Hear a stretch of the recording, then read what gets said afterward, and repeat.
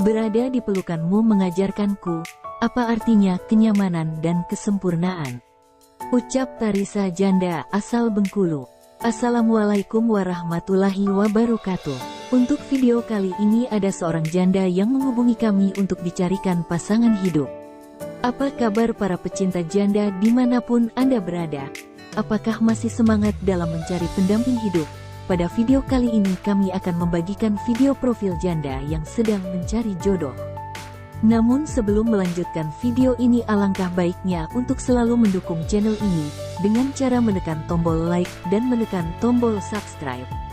Dan bagi Anda yang sudah menekan tombol subscribe, saya doakan semoga Anda selalu dilancarkan rezekinya dan dimudahkan urusannya, amin Allahumma amin. Perkenalkan, nama lengkapnya Tarisa Adela, namun sering dipanggil Tante Tari.